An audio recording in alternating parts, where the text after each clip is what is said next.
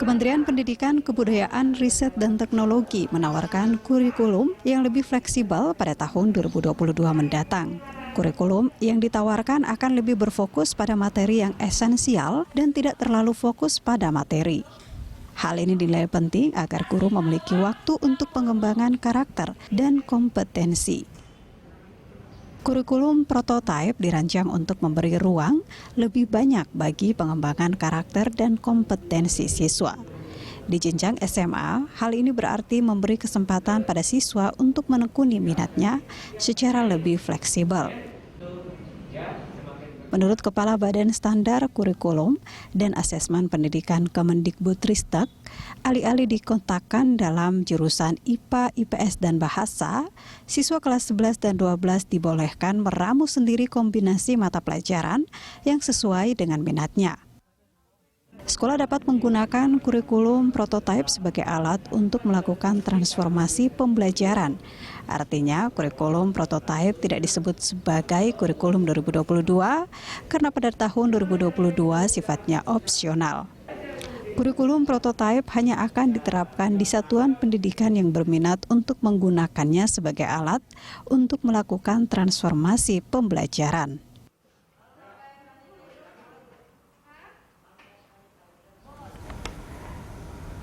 Pemirsa, pemerintah menawarkan kurikulum baru pada tahun 2022 nanti. Kurikulum prototipe saat ini tengah diuji cobakan di sejumlah sekolah penggerak. Untuk mengenal lebih jauh kurikulum prototipe ini, kita akan membahasnya bersama dengan Kepala Pusat Kurikulum Kementerian Pendidikan dan Kebudayaan, Riset, serta Teknologi, ada Pak Zulfikri Hasan. Selamat siang Pak Zul. Selamat siang Mbak Julita. Baik, dan juga telah bergabung bersama kita Ketua Pusat Kajian Kebijakan Pendidikan PGRI, ada Pak Aceh Suryadi. Selamat siang Pak Aceh, apa kabar? Selamat siang Mbak Julita, baik-baik, apa kabar di Jakarta, saya di Bandung. Baik. Halo Mas Jul, apa kabar Mas Jul? Alhamdulillah kabar baik Pak Aceh. Ini beliau guru saya nih Prof Aceh. Saya sejak awal di dunia pendidikan. Ya. Baik, ini kita berbicara soal kurikulum prototipe. Saya ingin ke Pak Zul dulu nih. Apa sebenarnya kurikulum prototipe ini, Pak Zul? Baik ya, terima kasih Bu Julita, Bapak Ibu, semua para pemirsa yang berbahagia. Salam sehat selalu. Kurikulum ini semua kebijakan Kemendikbud dalam situasi saat ini diarahkan kepada pemulihan pembelajaran. Nah, kurikulum prototipe ini juga dalam rangka memulihkan pembelajaran untuk mitigasi learning loss yang secara mau tidak mau memang terpengaruh oleh pandemi. Kemudian, nah berdasarkan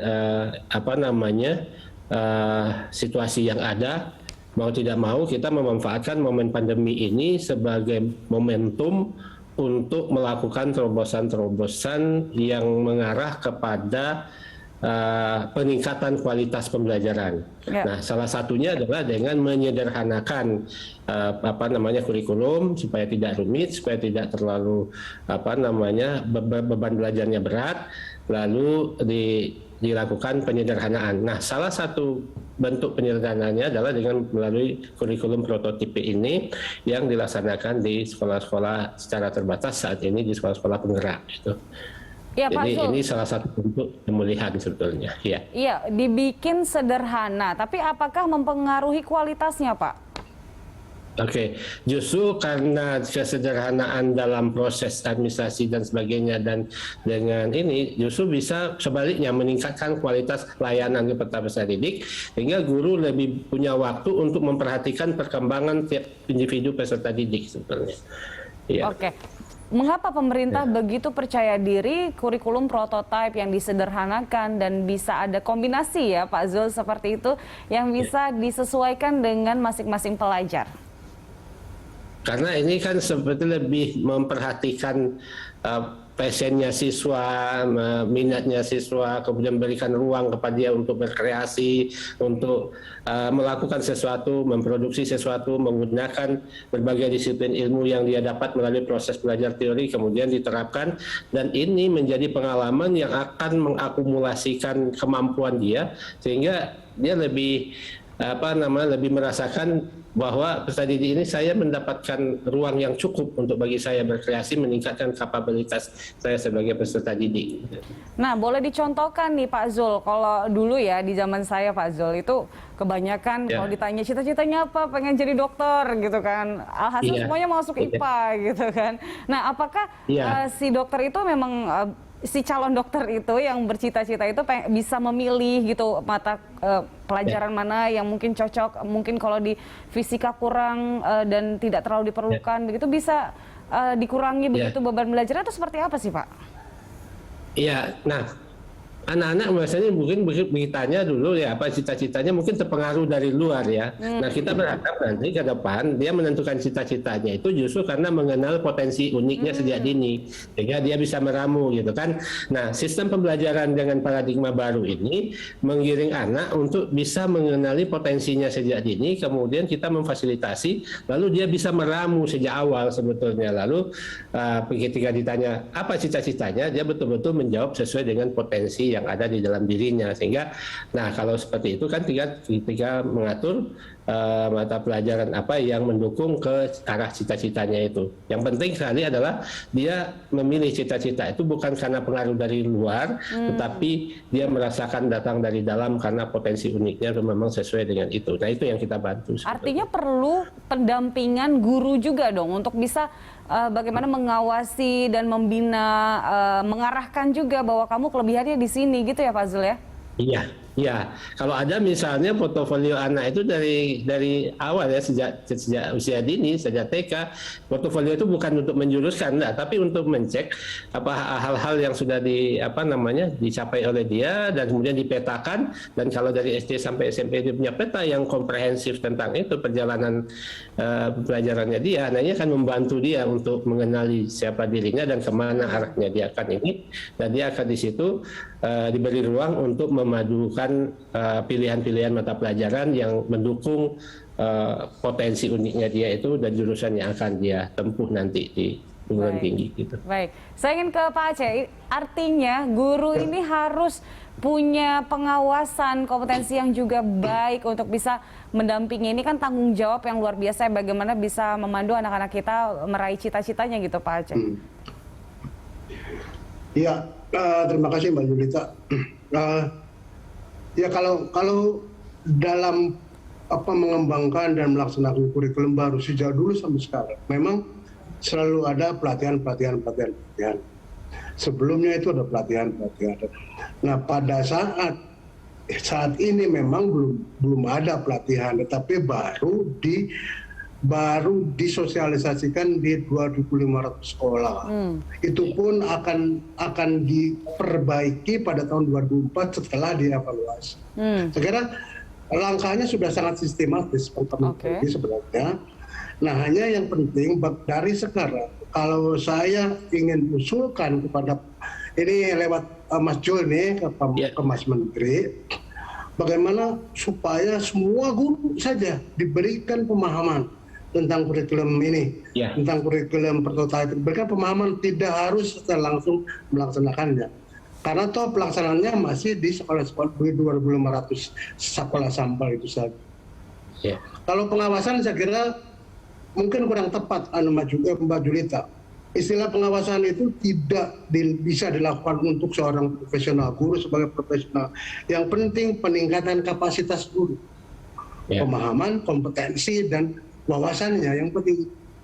Baik, apakah ini salah satu beban tambahan untuk guru, Pak Aceh, menurut Anda? Ya, saya kira ini pertanyaan bagus.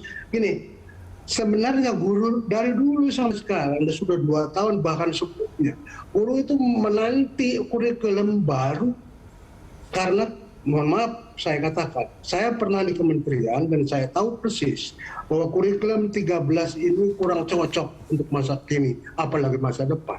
Baik. Karena terlalu berorientasi kepada ilmu pengetahuan teoritis dan akademik. Justru sekarang sebaliknya, kurikulum itu sekarang dibalikkan supaya menjadi betul-betul applicable dan belajar tentang kompetensi minimum dan materi esensial saja. Apalagi memperkuat karakter dan kompetensi dasar. Itu saya kira itu yang sisi baiknya dari kurikulum yang saya tahu ya. Sisi baiknya dari kurikulum prototipe sekarang, dan itulah makanya guru perlu diberitahu lah secara umum ya, walaupun tidak melaksanakannya gitu Mas Jo.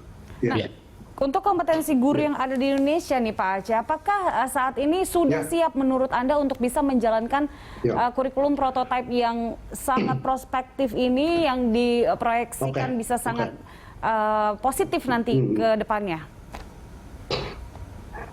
Ya Mbak Julita, jadi saya itu kan bergaul dengan guru setiap saat. Saya sering juga puluhan ribu guru, kalau sudah dijumlahkan sudah jutaan guru, kita bertemu lewat tatap maya ya, hanya diskusi dan pelatihan mengenai masalah-masalah pembelajaran sekarang. Dan saya yakin benar, asal petunjuknya jelas, asal jelas standarnya, itu guru siap saja untuk melakukan, dan kapasitas mereka cukup. Persyaratan untuk menjadi guru adalah minimal S1 atau D4 ya, betul. Nah saya kira, dan itu pun di persyaratannya diperketat melalui rekrutmen guru. Sehingga guru yang betul-betul direkrut sebenarnya guru-guru yang kompeten pada dasarnya. Sehingga setiap ada tawaran untuk pelaksanaan kurikulum baru, yang penting mereka diberikan wawasan dan kapasitas saja. Pak Aziz ya. Baik, saya ingin ke Pak Zul. Nah ini kan masih masa uji coba nih Pak Zul. Apakah nantinya akan dibuat standar yang baru, standar yang khusus dan jelas tentang bagaimana pelaksanaan kurikulum prototipe ini? Iya, ini uji coba atau kita sebut dengan implementasi terbatas di sekolah-sekolah penggerak itu sebetulnya maksud utamanya adalah karena ini sesuai dengan moto penggerak, ini sebuah gerakan lebih dari sekedar kebijakan, tapi ini sebuah gerakan yang melibatkan murid, siswa, guru secara langsung di dalam mengimplementasikan dan memberikan masukan. Nah, jadi sebetulnya uji coba ini dalam rangka pengembangan dan melibatkan semua stakeholder termasuk siswa dan guru itu untuk terus memahami dan merasakan bahwa ini pelayanan pendidikan melalui kurikulum ini betul-betul memahami apa yang mereka butuhkan dan kebutuhan guru dan semuanya, karena ini prinsipnya penyederhanaan. Dan sebetulnya ini kita akan uji ya. Kalau seandainya mereka itu betul-betul merasakan pelayanan yang optimum ya, anak-anak itu sehingga tumbuh dan berkembang dan dia enjoy belajar, dan ini mungkin 2 tahun ke depan akan dilakukan penetapannya nanti. Artinya sekarang bisa diukur bagaimana keberhasilannya sejauh ini?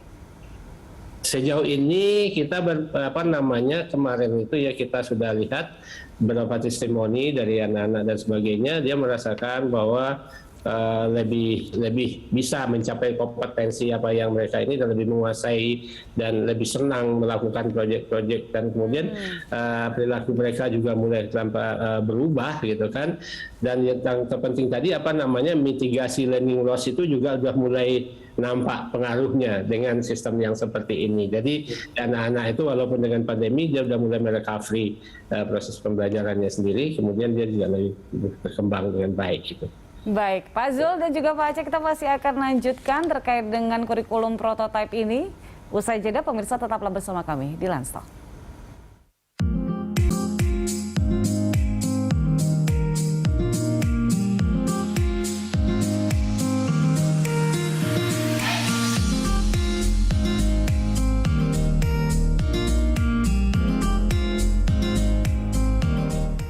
Ya pemirsa, kurikulum prototipe yang ditawarkan Kemendikbudristek ini bersifat opsional. Bahkan pada jenjang SMA tidak ada pembagian jurusan IPA, IPS, dan bahasa. Untuk memahami gambaran bagaimana kurikulum prototipe ini, kita simak poin kurikulum prototipe berikut.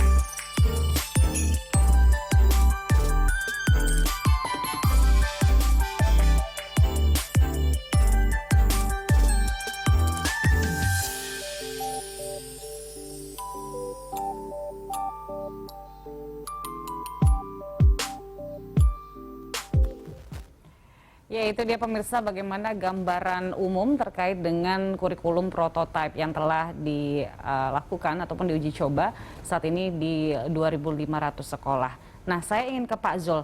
Nah, sebenarnya kalau dulu kan cukup jelas tuh ada IPA, mata pelajarannya ABCD gitu, IPS juga gitu. Nah, sekarang kan ada yang bisa disesuaikan, bisa dikombinasikan begitu sesuai dengan minat siswa maksudnya. Nah, Pak Zul, apakah ini ada kendala pada pelaksanaannya sejauh ini, Pak?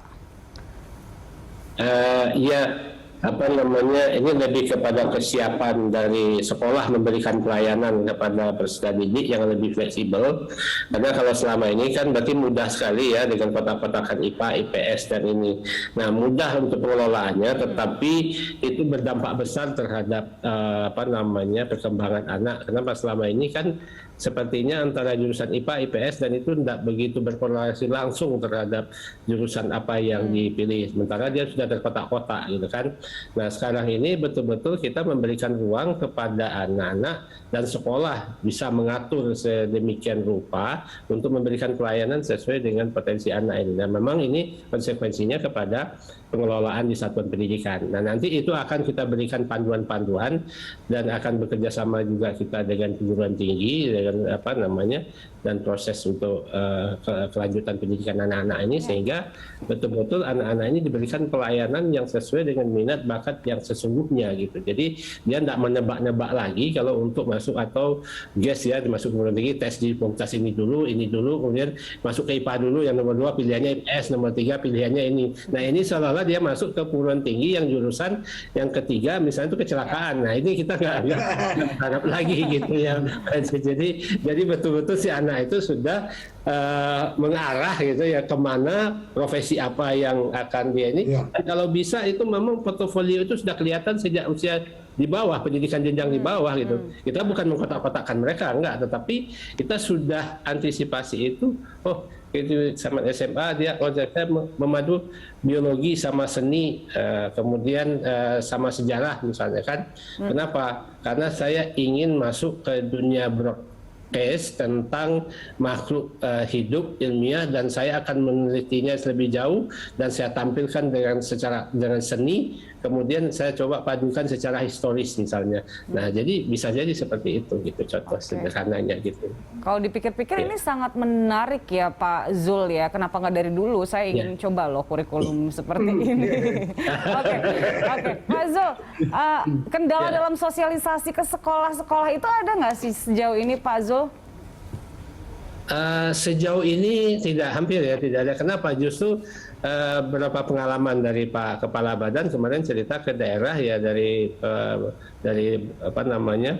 beberapa daerah Sumatera dan sebagainya, dan justru malah dinas-dinas pendidikan dan sekolah itu ingin ini segera disosialisasikan gitu kan, malah mendapat respon yang sangat ini dari lapangan gitu. Jadi ingin tahu karena ini kan jaminan kita bahwa ini lebih sederhana, lebih simpel dan lebih fokus kepada anak dan lebih betul-betul meningkatkan kualitas pelayanan pada anak sehingga kualitas belajar anak itu betul-betul terjadi gitu. Nah, apakah jadi bisa dijamin Pak? Karena kan kalau di Jawa ini secara kualitas dan beberapa aspek ini kan masih di atas pulau-pulau lainnya, misalnya pulau-pulau yang seperti Kalimantan ataupun pulau lainnya begitu yang di wilayah-wilayah yang kurang terjangkau seperti itu. Apakah bisa disamakan ini Pak nanti?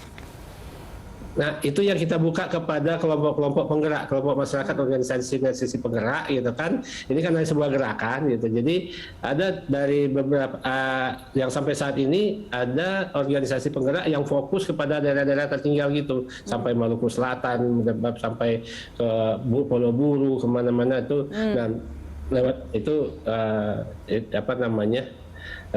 sudah berjalan seperti itu. Baik, saya ingin ke Pak Aceh.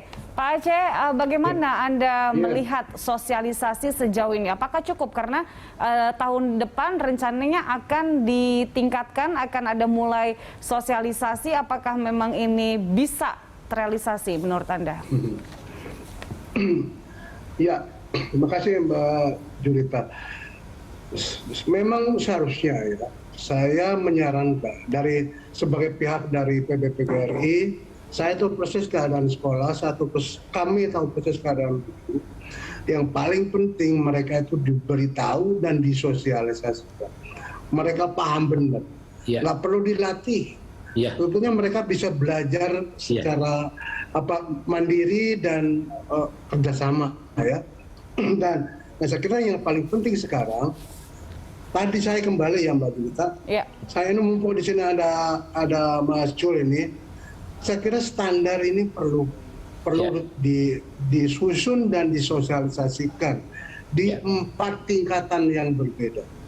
Tingkatan yang paling awal, yang paling dasar itu adalah literasi numerasi yang kata Mas Menteri disebut kompetensi minimum, dan itu harus. Yang kedua mungkin penerapan literasi numerasi dalam kecakapan vokasional atau applied, kecakapan terpakai. Ketiga kecakapan berpikir kritis aplikasinya. Keempat baru karakter. Saya kira ini sudah bagus sekali ini kurikulum prototype ini. Menurut saya ini pada saatnya. Nah, menurut saya mohon ini segera tidak perlu dilatih guru-guru, sepenting diberitahu dan kita akan diskusi. Kita diskusikan, kita sebarluaskan informasinya melalui PBPGRI sehingga kita bisa dilihat kemampuan mereka untuk menyerapnya itu seperti apa. Dan kita sekarang punya yang namanya lingkar belajar guru, teacher learning cycle. Nah itu mereka itu bekerja sama di lingkungan sekolah dan kecamatan, kabupaten, provinsi, dan nasional. Ada lingkar belajar. Kalau dulu disebutnya cluster based teacher training program, sama. Itu yang kita lakukan sekarang dan itu bisa kita melakukan sosialisasi kurikulum prototype lewat itu. Iya. Terima kasih. Pak Aceh, biasanya kalau misalnya ada sosialisasi kurikulum baru, nah apa sih yang dirasakan guru, kendalanya apa sih yang sebenarnya harus dilakukan pemerintah agar memang sepaham semua guru di Indonesia? Ya, saya sangat menghargai ya Mas Menteri dan jajarannya termasuk Muhammad Jul ya. Sekarang itu kurikulum sekarang nggak ujuk-ujuk gitu loh. Tetapi dicobakan dulu, tes dulu, gitu, disiapkan dulu. Nah baru nanti diperluas. Saya senang dengan cara-cara seperti itu. Sehingga sebenarnya guru itu siap saja. Guru itu sangat siap untuk ini, kecuali memang tidak ujuk-ujuk. Tidak ujuk-ujuk. Tetapi ada suatu pola yang sistematis untuk bukan hanya memberlakukan, tetapi mensosialisasikan kepada setiap guru dan dalam tahap pelaksanaannya. Sehingga sekarang dengan sekolah-sekolah penggerak, saya kira kita bisa membuat center-center unggulan ya di masing-masing daerah yang bisa membina sekolah-sekolah lain. Baik, Pak Aceh, sebenarnya dari Anda melihat dari peserta didik kita di Indonesia itu apa sih yang diinginkan dari seorang tenaga pengajar untuk saat ini dengan kurikulum yang saat ini bisa disesuaikan dan nanti akan semakin bisa ditingkatkan ke kurikulum prototype seperti itu? Ya bisa. Sebetulnya mengapa guru sekarang stres? Mengajarnya stres dulu itu Pak Jul tahu itu. Karena apa? Karena yang diajarkan kepada siswa itu teori. Dengan buku-buku yang tebal begitu harus dibaca, harus dipaksakan, harus dipompakan kepada siswa dan dihafal. Sehingga siswa itu juga sangat tidak termotivasi untuk belajar. Nah sekarang dengan pembelajaran yang berbasis pengalaman, tematik, lebih ke materi esensial, dan yang paling penting adalah karakter dan kompetensi dasar. Kayaknya itu adalah waktunya kita sekarang untuk bisa bergerak. Di samping itu, nah ini saya punya pendapat begini, untuk penjurusan, saya kira lebih baik dibuka saja. Yang namanya kurikulum itu tidak untuk kelompok orang. Kurikulum itu adalah individual. Jadi setiap anak diprogram untuk bisa menyusun kurikulumnya sendiri, dibantu oleh guru atau walinya. Bahwa kamu ingin belajar tentang apa, ini yang kamu pelajari, kamu. Sekarang caranya memang sangat individual, sehingga apakah mau masuk ke jurusan apa nanti perguruan tinggi, ke pengalian apa, itu individu sendiri yang menentukan. Baik. Bukan jurusannya atau bukan pemilihannya. Ya.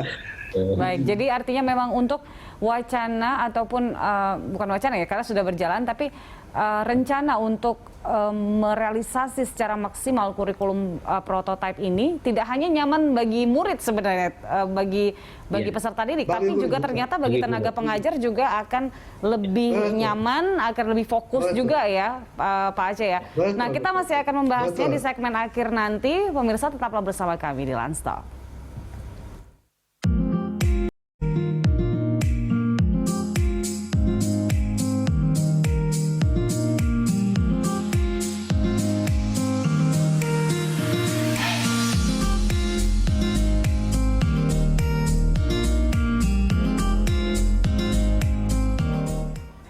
Ya, terima kasih Anda masih bersama kami. Kita sudah ada di segmen akhir pemirsa terkait dengan kurikulum baru yang akan dilaksanakan oleh pemerintah. Nah, ini semoga yang nonton ada yang masih mengenal soal SMB, kemudian ada SNMPTN dulu, dan korban-korban di pilihan ketiga yang sebenarnya nggak sesuai passion banget, tapi karena masuk passing grade-nya akhirnya masuk ke sana gitu kan. Nah, mudah-mudahan ini tidak terjadi lagi ya Pak Zul. Bagaimana strategi pemerintah untuk bisa memastikan ini kurikulum bisa membuat anak-anak kita, anak-anak peserta didik ini benar-benar menjalani pendidikannya sesuai dengan passionnya? Ya, baik, terima kasih. Tadi menyambung yang tadi bahwa kerumitan ketidakberdayaan guru sebetulnya bersumber dari kerumitan secara administrasi, materi yang padat, kemudian mereka harus mengejar waktu untuk pembelajaran dengan metode yang sama, cara yang sama untuk semua anak yang sama, gitu kan. Nah, ini akan berpengaruh terhadap sistem pelayanan kepada anak. Nah, sekarang ini yang kita rubah sehingga menjadi lebih mudah bagi guru, mudah bagi siswa, kemudian guru ini lebih punya banyak waktu untuk mengenali anak per individu anak dari waktu ke waktu, sehingga dia bisa memberikan pelayanan sesuai dengan apa yang dibutuhkan oleh anak. Karena tagline kita juga adalah anak nomor satu dari semua ini, sehingga kalau gurunya sudah nyaman, tidak dibebani administrasi yang rumit, tidak dikejar-kejar oleh target kurikulum karena materinya esensial dan sebagainya, lalu kemudian proses pembelajarannya juga disesuaikan dengan gaya belajar anak, sehingga anak bisa menentukan arah kemana dia pergi dan bagaimana dia merancang pengalaman-pengalaman hidupnya dan sebagainya. Itu karena sebetulnya kurikulum itu lebih kepada alat untuk memberikan pelayanan kepada setiap individu, sehingga masing-masing individu itu mengenali potensi uniknya sejak dini dan tahu cara bagaimana mengembangkan potensi itu sejak dini, dan menjadikan ilmu pengetahuan mata pelajaran itu sebagai tool, sebagai alat untuk mengembangkan kapasitas dia sebagai manusia, gitu ya, bukan sebagai tujuan. Kalau selama ini kan teori-teori pelajaran itu sebagai tujuan, dan itu yang diubah-ubah terus, kata Pak Prof Aceh tadi, sehingga ya anak tidak mendapatkan apa-apa, tidak belajar bermakna itu hampir tidak terjadi gitu. Nah, inilah yang harus kita rubah supaya anak-anak itu betul-betul merasa dia berada di dunia yang benar, didampingi oleh orang yang tepat, dan dia merasakan bahwa dunia pendidikan itu betul-betul milik mereka, dunia mereka. Dan kita yang masuk ke dunia mereka, bukan mereka yang ditarik ke dunia kita, gitu. Jadi betul-betul pelayanan sepenuhnya. Nah, itu yang harus kita dorong sebetulnya. Baik. Saya ke Pak Aceh. Pak Aceh, jadi sebenarnya masalah administrasi di guru ini kan bukan hal baru ya. Jadi sekarang masih ribet soal administrasi, Pak. Sangat. Masih sangat ya. Oke. Jadi strateginya apa ini Pak untuk bisa menghadapi kurikulum baru prototipe yang dijanjikan oleh pemerintah nggak akan ribet dan membuat para guru nyaman? Iya. Sebetulnya strateginya sudah mulai kita pikirkan lama ya. Kita bersyukur bahwa Mas Menteri dan kawan-kawan sejajaran di kementerian mendengar kita. Gitu, khususnya dari PGRI. Nah, sebetulnya yang paling merasa guru itu sulit dulu, karena semuanya berbasis mata pelajaran, terus diberikan kepada mereka dengan menghafal teori-teori, terus dites juga dengan teori hafalan. Gitu. Jadi sebetulnya anak-anak itu stres benar. Nah, sekarang dibalik. dibalik, guru-guru itu menjadi lebih enjoy, lebih relax, tetapi yang paling penting itu harus jelas standarnya. Oh, oke. Kalau standar misalnya yang paling dasar adalah kompetensi minimum, membaca, menulis, menyimak, berbicara, berhitung, Baik. itu kalau itu kuat, insya Allah dia dalam aplikasi-aplikasi pembelajaran berikutnya itu akan sangat mudah. Baik. Dan saya kira ini yang menjadi tantangan bagi kementerian sekarang, bagaimana kita memperkuat literasi numerasi dalam kerangka untuk mengembangkan kemampuan belajar anak sepanjang hayat. Baik. Itu sebetulnya bukan impian dan bukan jargon, itu memang bisa dipelajari. Bisa. Iya. Bisa dilakukan. Iya, Baik. Bisa dilakukan. Baik, Pak Aceh dan Pak Zul. Sayangnya waktu kita terbatas, luar biasa sekali. Tentunya semoga guru tadi Pak Aceh sudah menyebutkan bahwa menyambut baik untuk kurikulum baru ini. Semoga semua masyarakat Indonesia juga menyambut dengan sukacita bahwa ini adalah salah satu cara pemerintah untuk bisa mewujudkan pendidikan yang nyaman bagi semua anak Indonesia. Terima kasih Pak Zul, Pak Aceh, sehat selalu.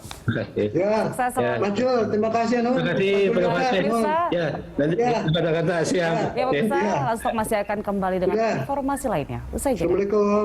Salam.